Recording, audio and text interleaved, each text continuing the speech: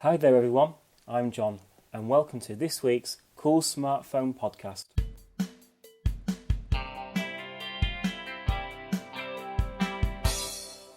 And joining us today on this special episode of the Coolsmartphone podcast is one of the most respected tech journalists in the industry, with many TV credits to her name, including .tv, BBC Click, BBC News, GMTV and CNBC. You may have seen some of her columns in BBC Focus and National Geographic travel magazines. She's a published author. She's the 2015 UK Blog Award winner. She's a keen gamer. She's also a kickboxer. And she's also the 25th most influential woman in UK IT as voted by readers of Computer Weekly. It's Kate Russell. Wow, that's quite a build-up. Excellent. I don't recognise myself from that, but all of those things are true, so it must be me. Hi. Hi, how are you doing? You okay? I'm good, thanks, John. Thank you very much for having me. It's my pleasure. So, the 25th most influential woman in UK IT. How does that feel? Kind of surreal, actually, to be honest with you. When I found out, because originally they started with a list of 50, which were nominated by the public, and then I think they had 500 nominations, and then they whittled that down to the top 50 through a judging process.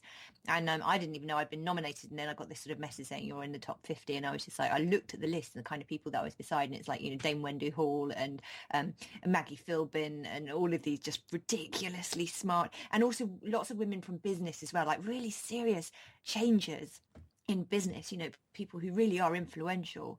And I was just like, if I win this, then the world is a crazy place, because because I'm just a woman on TV who talks about technology. I don't really feel, but I guess, I had this conversation with somebody the other day, actually, and they were like, well, don't sell yourself short, because actually there's a lot to be said for the level of influence that you have by being that connector to not necessarily business, but to the public, and being able to sort of, help people understand technology and make them more comfortable using it. So my influence isn't perhaps as impressive or world-changing as many of the business women that I was on that list with. But I guess I play my own small part in helping progress the knowledge and understanding of technology. Absolutely. I mean, you've been on mainstream media for a long time. 20 years. Yeah, 1995 I started off as a games journalist, and was on my first programme. So yeah, 20 years. Wow. So you've obviously had quite a reach, and to be in the media for such a long time, I guess you must be doing something right. You must be connecting with the people who are your target audience. Well, I guess I'm cheap and accurate. I think that goes a long way in the media these days. I actually, I've had several in my early part of my career. I had several editors say to me that I would always have work because I deliver work. I deliver my copy on time, and it's well researched and and accurate, and has got source links to back up statistics and things like that. And, I think in the creative professions, writing being one of them, those three things are relatively rare qualities, especially the ability to deliver copy on time. But I see not as common as many editors would like it to be. But I came from a sales background originally, so I had to be technically accurate, and I had to be on time. If you weren't on time, you lost the sale. So I'm quite disciplined in that respect. Okay, so how do you jump from sales into a career path involving IT and technology? Have you always had an interest in tech, and it was just a natural progression for you, or was it something that you just kind of fell into? Yeah, I guess, my kind of journey into technology is fairly well documented online, because I speak about it quite a lot, because it's kind of an odd story. I didn't get on with education. I left school at 17 with no qualifications really to speak of, and thought that I had no real sort of opportunity for the one thing that I loved doing, which was writing. But so obviously you don't become a professional writer when you leave school at 17 with barely an O level to your name. And then the other thing is we'd got a computer at home when I was 15, BBC Micro, and we got a game called Elite, and I fell in love with the game, and because of the game, I wanted to understand more about technology and about computers. So I taught myself computers, an understanding of computers, very basic coding skills. I wasn't, a bedroom coder, but I understood the basics of coding and I understood technology and I had a real affinity for it. So when I went out into the workplace, I tried everything. I was a veterinary nurse. I was a payroll clerk for a while. I was an estate agent. And eventually, turns out I was quite good at sales because I was quite confident and quite good at talking. And so I fell into sales and ended up selling quite technical products because I had an affinity with technology and computers, and also being a girl back in the sort of late 80s. Early 90s, being a girl and selling photocopiers and fax machines, in really typically male-dominated industries, did me a lot of favors. Got me a lot of contracts, perhaps, where I was, battling against men, and because you stand out in a crowd because you're different, then people remember you and you can turn that to your advantage. And then I ended up working for a CD manufacturing plant where we were making computer games. And so I was infiltrating the games industry, which was great. I was, my clients were the people who were producing the games that everybody was loving to play. And so I was pressing the CDs and making the packaging and sending them off to the distributors. And then one of my clients saw an advert. Nickelodeon were looking for a young and funky female presenter who knew about video games. And he was always teasing me because I was a gamer, and so dared me to apply for it. And I did. And I think because I was the only person who wasn't desperate to be on television, and I genuinely was, I had been since I was 14, I'd been a gamer. And by then, this was when I was 24, 25, I got the job. And then I had to go up there for 3 days every month up to Yorkshire Television to record the links, and really enjoyed it. I was just like, Jesus Christ, these people will pay me to play video games and talk about it. This is awesome. And so I thought, well, so at this point I was just like, okay, I have to be able to turn this to my advantage. So I wrote a couple of reviews for my favourite games, sent them off to all of the magazines that I read with essentially a cover note saying, I'm on telly, give us a job.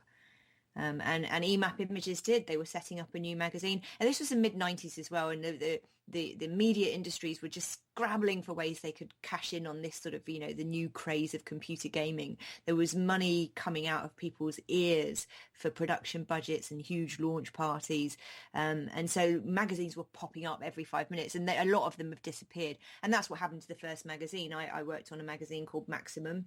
It was a new magazine that was sort of like a cross-platform. It was really the first time anyone had done cross-platform and tried to sort of merge PlayStation and PC-based gaming. And all the boys who worked on that were kind of like, they were all console gamers, and they turned their nose up a little bit at PC games. So they were like, right, okay, we'll get the girl on and we'll give her the PC review section. And that was it. And that was my sort of break into the games journalism market. And that magazine only lasted 6 months, but by then I knew enough people and had enough experience to be able to carry on as a freelancer, and I've never looked back since. Sounds like pretty much a dream job, getting paid for playing and writing about computer games. Yeah, I keep looking over my shoulder wondering if people are going to actually realise that I would do it for free. Because most of the people who are my followers and my fans, they're kind of like, oh, it's what I do in my spare time. I'm like, no, how lucky am I? But I also do it in my spare time as well. So I am pretty sad really, and my life evolves around playing games, writing about games, playing with technology, surfing the internet, writing about it. So and talking about it as well. I do a lot of talking these days, which is also good. Somewhere my career has gone drastically wrong. That's all I'll say about that. But so I was thinking about the different opportunities for the different genders in the IT industry, and got me thinking. I think perhaps a gateway into the industry for a lot of people is computer games. It's that first spark of interest into technology. Certainly back from the 80s and 90s, it was perhaps the doorway into using a computer for the first time. Perhaps you're playing a game and then seeing how you could code a Hello World type program for yourself. But I kind of remember as a child, everything was pretty much aimed at boys. So you'd go into the computer shop, it was all fighting, it was all space, it was all sport, football, whatever. It was very much aimed at a male male-dominated market. Do you think that's kind of changed at all as a gamer yourself? Have you particularly noticed a difference in marketing of games, or do you think that gap still exists? Well, it's interesting that you say that because, your statement is it was all fighting and, war and combat and sport. Why is that male focused? This is what I don't understand. I don't understand the preconception that those things are aimed at boys. Now, that said, yes, it was a very male-dominated industry. And, when I was in the mid-'80s, when we got a computer at home, I went to an all-girls school. And girls just weren't, didn't sense any kind of direct oppression, but girls weren't expected to be into computers. And, in my girls' school, we didn't have any computers. I learned home economics and needlework. I learned to roll a Swiss roll and embroider my name on an apron, presumably in case I ever forgot who it belonged to. But I wasn't interested in those things. And my brother got a computer at home because he was learning computers at school, and we got a space simulator, and I was interested in that. I wouldn't say that a space flight simulator wasn't a thing for a girl. That said, it wasn't expected for girls to be into technology for whatever reason. My first coding, by the way, BBC Basic, I was fascinated by the fact that my brother could make this, the BBC Micro. He would type some code and it would say, "Matt is great, Matt is great, Matt is great, Matt is great," over and over again. So my first lines of code were making it say, "Matt is rubbish, Matt is rubbish, Matt is rubbish," over and over again. It's the hello world kind of, coding scenario. But yes, I mean, I think one of the big problems with gaming still today is that a lot of mainstream games, people like to play characters that they can relate to. And a lot of the mainstream games don't have playable lead characters that are female. And I think that's an error.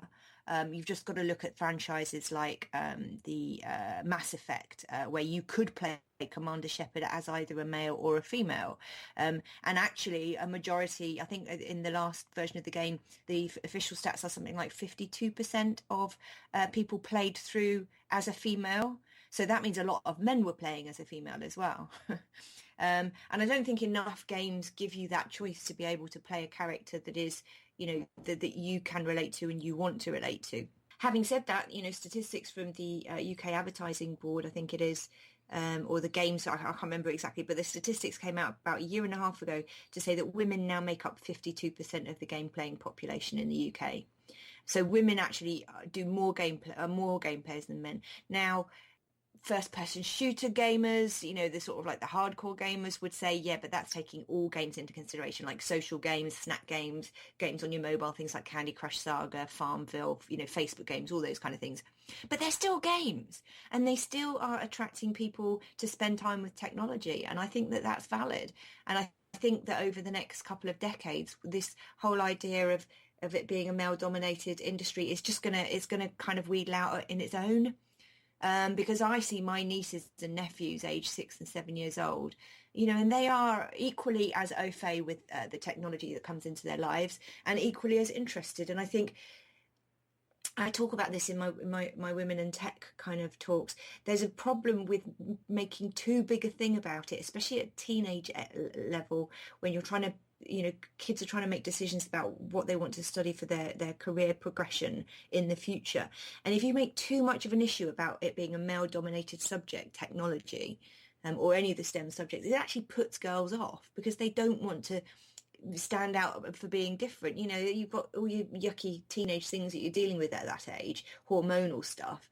The last thing you want is to actually, put yourself in the potential firing line for bullies by doing something which everyone says not many girls do that. So, I think in some ways we almost need to stop making it about gender and just start making really interesting products and classes and projects that would appeal to anybody regardless of gender, and let the gender thing kind of balance itself out naturally, as it will do over the next 2-3 decades. That's quite a long time to wait, 20-30 years.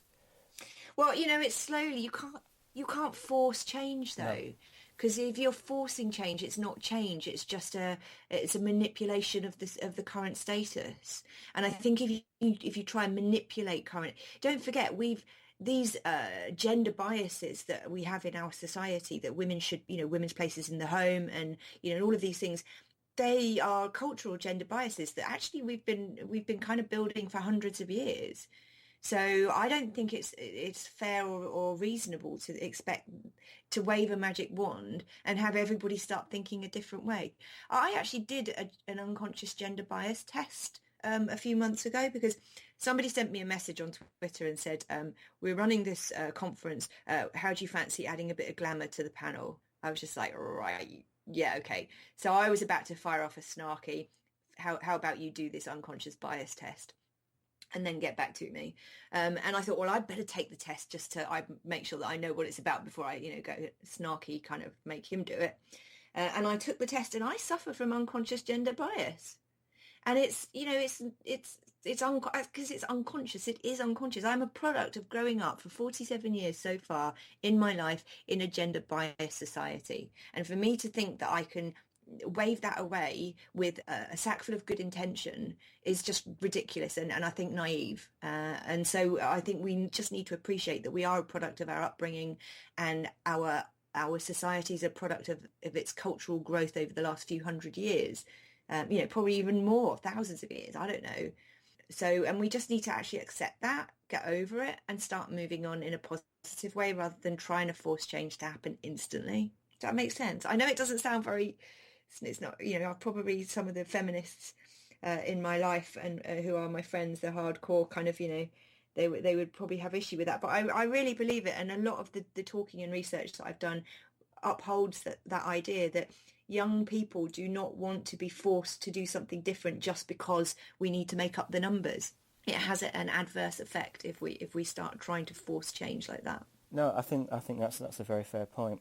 And I also think that there's a certain amount of education which society needs to go through that will take time. Yes.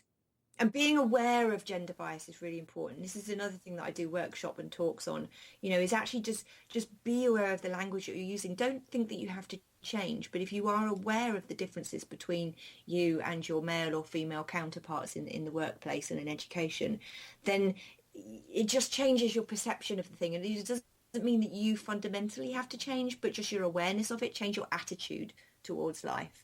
And that, I think, is where the seed of real change is planted. That invite, the gentleman who sent you the invite probably thought he was giving you a compliment, actually. Exactly. And I didn't, think bad of him for that, because I know that he wouldn't have said it with any malicious intent, because if he had felt malicious towards me, he wouldn't be inviting me to talk on a panel. So, yeah. So it's unconscious bias, and we need to accept that we all suffer from it pretty much, those of us of a certain age. And if we are aware of it and do not pass it on to our children, then when our children are in charge, then the problem will solve itself naturally. Looking back at your career as a whole, what's the one decision that you're most proud of? I think to make that leap, I was when I took the job in journalism, I was on, and this was in the mid-90s, I was on £70,000 a year. I had a company car, a Ford Probe. I lived in a 3-bed semi-detached in North London. I had and everybody that knew me was sort of like, are you crazy? Because I gave that up to go and live in a bedsit in Clapham, earning £11,000 a year and writing about video games for a living. And so it was a massive leap of faith. It was literally like, sort of, what's that movie where they've got to walk across the chasm? It's one of the Indiana Jones ones, where they've got to walk across the chasm, and because they can't see the path because of an optical illusion. And so they've got to step out, and it's only when they stepped out that they could see the path that they were walking along. And it was a bit like that. It's just like, oh, is it going to be okay? Oh, yeah. Yes, it was. Okay, so you might have given up all the wealth, but actually you're probably a lot richer in job satisfaction and happiness and doing something which you really wanted to do. Oh yeah, absolutely. I hated being in sales. Really, it's a money grabbing. You have to make friends with people and earn their trust in order to squeeze as much profit as possible out of them. And it's it's not a nice way to be. But much respect to people who do sales, because every business has got to have good salespeople, otherwise the businesses don't succeed. But it didn't make me feel, didn't make my soul feel good. And writing about technology and hoping to influence people and improve their lives through an increased understanding of things that can help them, that does definitely, it's better food for the soul, for sure. Absolutely. And do you have any career regrets which you think if you had that time again you would do differently? No, absolutely not. Never. I've never regretted anything. Even sometimes I look at the best things that have happened in my life, and I play this game with myself sometimes if you're ever feeling a bit down. Look at the best things that have happened in your life and then trace how that came about through a series of incidents through your life. And generally speaking, you can trace everything back to some of the shittest things that ever happened to you. It's like 7 steps to Kevin Bacon, but it's true. If you screw up, as long as you learn something from it, and don't repeat your mistakes, then something good will come of it. And I honestly, hand on heart, I can't say I've ever regretted anything that I've done in my life. No, that sounds a bit. That's awesome. Or maybe I should think harder about something. Maybe I should do something really rash so that I can say, yes, I regret this. Yeah, but even then that would bring learning with it, so it wouldn't be a complete disaster. Exactly. So you mentioned about the first time you saw the BBC and Elite. Was that your real first positive memory of a piece of technology standing out? Or was there anything before that really grabbed your attention? Yeah, there wasn't really I mean, I guess there was technology. There was calculators and things like that. But no, definitely the BBC Micro. And for me, it was seeing my brother play the game Elite. And I kind of feel sorry for kids today, because they will never understand the wonder of going from not having computers to having computers. Because that happened like pretty much overnight. It did, in our house, it certainly did. For me, I didn't have one at school. So for me, I went from not knowing anything about computers to having this thing on the kitchen table that was a box that was, I don't know, what was it, 30 centimetres by 30 centimetres by 20, I can't remember the dimensions exactly, but a relatively small box with a screen on it. And inside that was an infinite universe. There was a world that you could travel through in 3 dimensions and apparently never reach the edge of. And at the time I was like, well, there must be an edge to it somehow. So I actually flew in one direction for 4 hours trying to find the edge. And of course it's, the galaxy is procedurally generated. So for people who don't know what that means, basically the computer is building the world just beyond your visible horizon. So it does, and it's all done by a chaos theory from a random number, and so it will build it exactly the same every time you go in that direction, but if you change one number in the sequence, then it will be a completely different thing that it will build. And so there really is no end to it. You could fly. I mean, it's a 1-to-1 scale representation of the galaxy, complete with 400 billion stars, in theory, as is the current Elite Dangerous, the 21st century reimagination.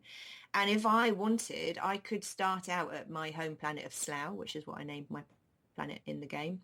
I could start out and I could just start flying in one direction, and I could fly for the rest of my life and probably never actually get outside of my own solar system.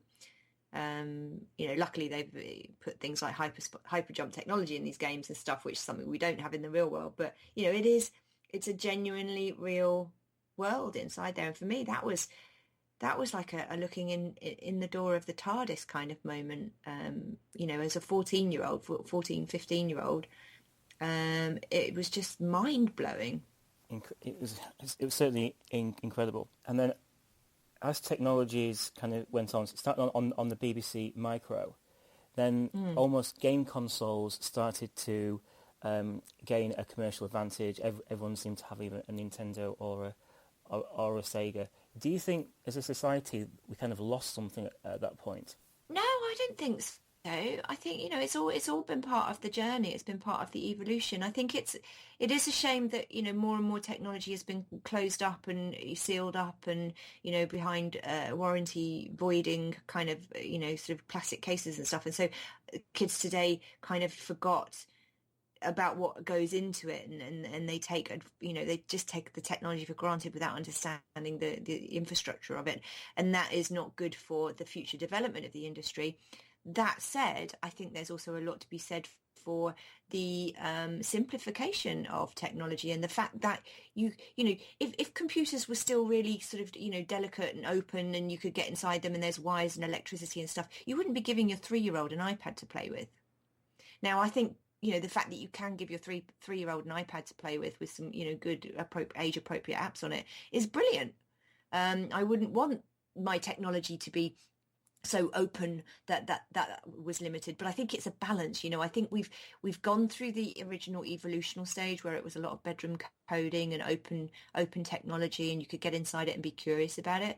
Then we got comfortable with technology, and we've got this sort of closed house technology that's sort of functional and easy to use, and is much easier to use for people who were struggling to get to terms with technology originally. And now we're beginning to bring back things like the Raspberry Pi.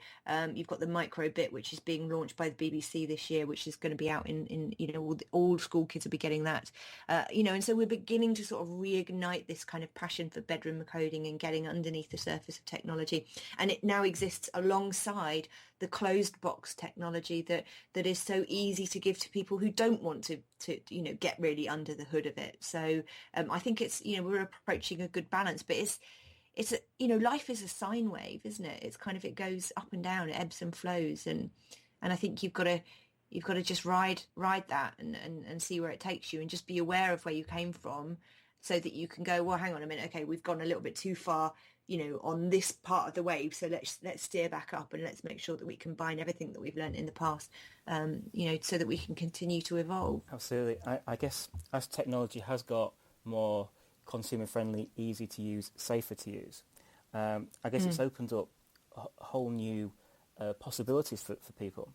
Like, for example, at one point, if you wanted to reach millions of people and talk about technology, you effectively had to go on television like you did. But now technology is at such a stage, you can actually use things like YouTube, Periscope, Twitch, that kind of technology to be able to reach millions of people from your own home. When did you first kind of realise that there was this technology shift taking place to take almost the power away from the mainstream media and give it back to the everyday person? Because you've always been very good at connecting with your audiences using technology. So was there like a light bulb moment where you kind of thought there's something very special going on here? Yeah, no light bulb moment. It's it's a slow creep. But social media, as that started to happen, I remember actually I reviewed Twitter on BBC Click when it first came out, and my comment was something along the lines of, I can't quite work out if this is an incredible curiosity or a complete and utter waste of time.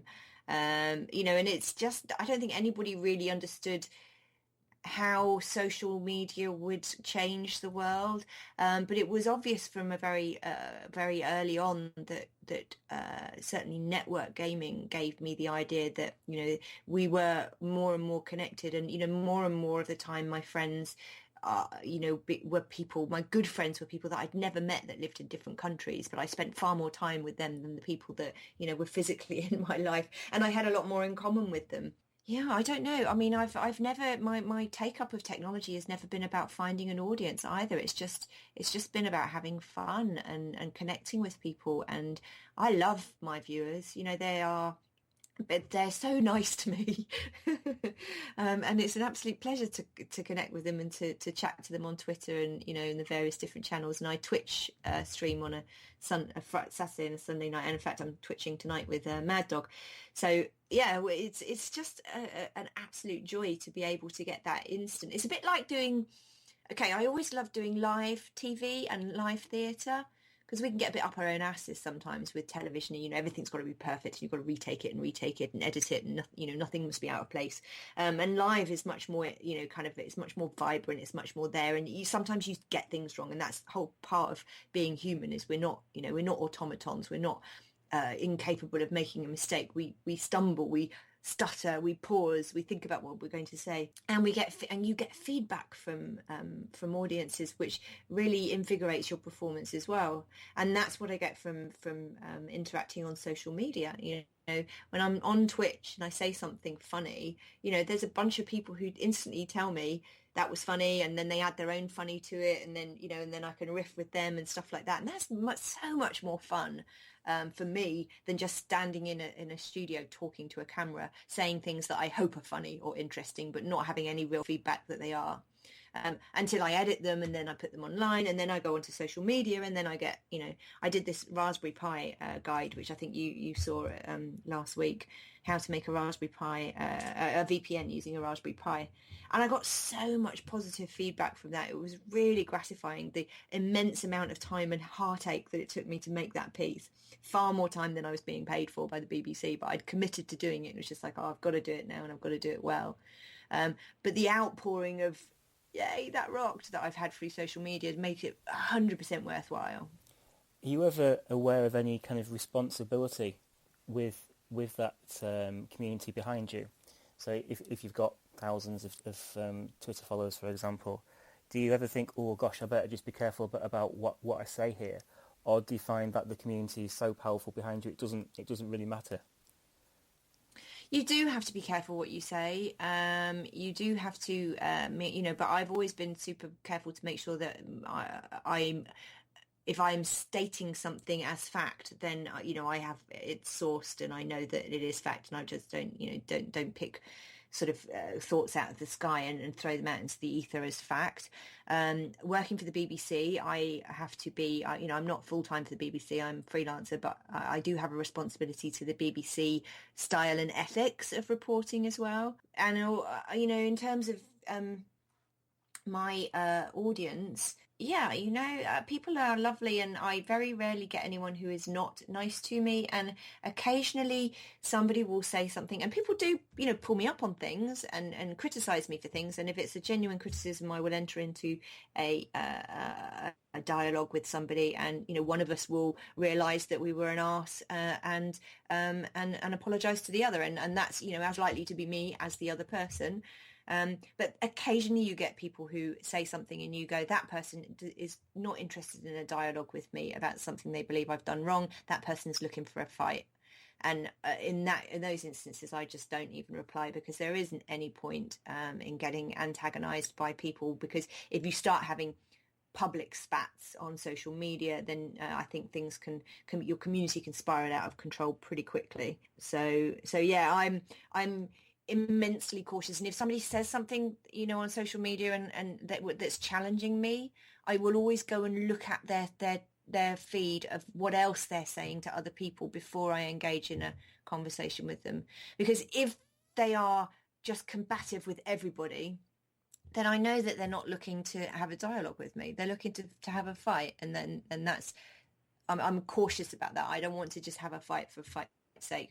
But if I'll go to their Twitter feed and and everything else they've said is quite reasonable and friendly, then it'll be like, okay, so this person really does have issue with something that I specifically have said, so I'll talk about it with them and see if we can get to the bottom of it. So I think you do, as a member of the public, in the public eye, you do have to be really cautious with social media about who you engage with. When I've decided that the person, when I've decided that I know the person that I'm engaging with, what their intentions are, then I don't think you need to be too cautious, because I think you need to, be yourself and express your personality. I think if you're then too cautious after that initial kind of, if you like, assessment of the situation, then you can come across as, fake and not very interesting. So yeah, it's a balance. I've never really thought about that before, though. It's a good question. Thank you. Did you feel any responsibility when you contributed back into the Elite universe? And for those listeners that don't know, you actually wrote a book, didn't you? Elite, Mostly Harmless, which was a book based in the Elite universe. and with a universe that had such a big following and such a rich history, did you feel like almost like a weight of responsibility about that? Not about the game, to be honest with you, because I'm a massive fan of the game, and I knew the story that I wanted to write, and you know, and I felt that it would be a good story, and I felt that it would be in keeping with the essence of the game, because I've been a fan, you know, of it since the mid-80s. I did feel a massive sense of responsibility to the 811 people who paid me via a Kickstarter to, because basically the way that came about was when Elite Dangerous, when Frontier were running the Kickstarter for Elite Dangerous, one of the pledge tiers was for £4,500 you could buy a license to write a piece of fiction based in the game world. And I crowdfunded that. So I felt definitely a weight of responsibility to those people who paid me to do it. You know, because they basically paid for a book a year ahead of me. You know, I hadn't even started writing it, and they put their 25 quid down for their audiobook copy and their ebook copy and whatever. So I did feel that a weight of responsibility to them, but not to the game world. No, games are fun, right? Games shouldn't be about responsibility. You would like to think so, wouldn't you? Yeah. Games should be about getting together with your friends and having fun, and that's the way I've always treated games. Yeah, no sense of responsibility to the game other than that I know I love it and I wouldn't do anything to harm it. So, you know, and I had confidence in myself that would be the case. And luckily David Braben had confidence in me to the same effect, so it was all good. Okay.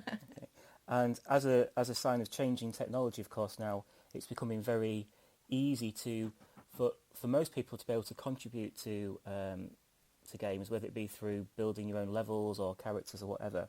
So can you explain to us who Doris is? All right, so Doris is the robot from my book. It stands for Detail-Oriented Remote Investment Surveillance. And basically she they're dubbed the conscience bot as well, and she's a small biscuit tin-sized robot that follows around my protagonist, just basically piping up if she feels that the sound financial judgment isn't being used in any particular endeavour. And she's incredibly annoying and just a bit of a nag, really, and my protagonist hates her, and my protagonist just doesn't do life very well anyway, so she keeps, you know, falling into these terrible situations. And Doris, so Doris is that character, and I actually had Doris made by HCS Voice Packs, who do the voice packs that go along with the voice attack, so you can actually control your Elite Dangerous ship by voice command. And they've got voice packs that have been voiced by Lovett, who's Holly from Red Dwarf, Paul Darrow, who's Avon from Blake 7, just got the Brian Blessed one come out, and Tom Baker as well has done a voice pack. So you've got all of these voice packs actually voiced by those awesome epic characters. So your ship will respond to you in the voice of those people. I'm going to be using Brian Blessed this weekend on my stream on Sunday, if anybody wants to listen to that. And I've had mine made, and Doris. So Doris is in you can download your Doris pack, and she basically just insults you and tells you that you're a bit crap all the time. So it's most entertaining. The first time you kind of heard Doris actually in the game, was that kind of like a real sense of achievement, because you've created the character in a book, and then suddenly it's almost like self-fulfilling prophecy, because then it appears in the game. Yeah, well, it's not in the game as such. You have to. It's like an add-on to the game. So you have to download Voice Attack, and you run Voice Attack alongside the game. And Voice Attack basically it allows you to voice control macros, and a lot of the ship commands in Elite Dangerous are just key presses. So that's how that works. That's how it links up. But yeah, definitely. You know, and I had my first royalty statement, and a couple of hundred people have purchased it. So, you know, it's really nice to think, you know, and the book as well. I've just expected my second royalty statement for the book. So, you know, and there have been hundreds and hundreds and hundreds of people have bought my book, and that is, I don't know the exact numbers, but it, you know, looking at the figures in pounds terms. You know, hundreds and hundreds and hundreds of people have bought my book, and that's awesome. That they've, you know, just enjoyed it and read it and hopefully enjoyed it. Sure did. Okay, I'm going to start to wrap up this podcast now. Okay, just to just to finish on, we're going to have a quick game of choices where go on. I give you a list of things and you pick which one you think's favourite or relates better to you. Okay. Right. So the first one is the Spectrum, the BBC, or the Commodore 64. Oh, BBC, obviously. Yeah, see. Second one, CDs, vinyl, or MP3. MP3. I'm not a big music fan. I mean, I like music, but I'm not like a music kind of music person. So MP3s because they're convenient. No, I just don't get the whole vinyl thing at all. I don't get the love for vinyl. It's dirty, it's big, it scratches. You can't put it in your pocket or anything. I don't get vinyl. Yeah. Okay. When it comes to viewing information, web page or app? Oh, responsive web page. I don't think you should have to. I think it's a mistake these days for people who are designing websites to make a secondary thing that people have to download to their phone that takes more memory of their phone. Most people that I know, their phone's full of photographs of their children and videos of cats falling into ponds and stuff. They haven't got room for more shit on their phone, excuse my language. And these days, responsive websites. My blog is responsive, fully responsive. You don't need an app. If you build your website well, then it works on equally well on whatever form factor that you're downloading it to. You're viewing it on, and you don't. There's no sort of secondary call to action for your consumers. They don't have to go somewhere, download something, and then come back to you. They can just click on you, and straight away they're in. Awesome. Final one: designing or experiencing. Experiencing, definitely. I'm an experiencer. I'll leave the designing to people who know how to do it. I will experience it and then tell everyone else how awesome it is. That's my role in life. Fantastic. Well, thanks very much for your time tonight, Kate. My pleasure. If our listeners want to connect to you and contact you, what's the best way in which to do so? Well, my blog is at katerussell.co.uk. Sign up for the newsletter and you get an email through your in your inbox once a month with all of the updates that I've done that month in case you missed anything. I am always on Twitter. That's probably the best place to speak to me, at Kate Russell. And come along to one of my Twitch streams. If you go along to twitch.tv/KateClick and choose to follow me, and then make sure you've set your notifications to send you an email, or if you've got the Twitch app, you can also have follow me on that, and then it will actually ping you saying Kate's just gone live. But I generally stream on a Saturday night from 8 o'clock. That's an adult stream where we crack open a bottle of wine and play whatever we fancy, and don't worry about upsetting the children. And then we played a lot of GTA 5 at the moment. And then on Sunday afternoons from 4 till 7, I stream Elite Dangerous, and that's a very family-friendly, polite language stream. So come along and join the crew. They're a lovely, friendly group. We have great fun, and even if you're not playing the game, you can just come along and watch and chat to everybody, and you'll make some new online friends. That's what it's all about. That's awesome. Thank you very much, Kate. Cool. Thank you so much, John. All right, take care. And that's all we have time for on this week's Cool Smartphone podcast. A massive thanks to Kate for being such a fantastic guest on our show. And if you've enjoyed this podcast, you can subscribe to all future podcasts following the instructions on our website. Don't forget, you can check out our website at www.coolsmartphone.com, or you can follow us on Twitter at Coolsmartphone. My name's John, and you can follow me on Twitter as well at GrainGeekJohn. Until next time, I wish you all a very happy week. Bye-bye.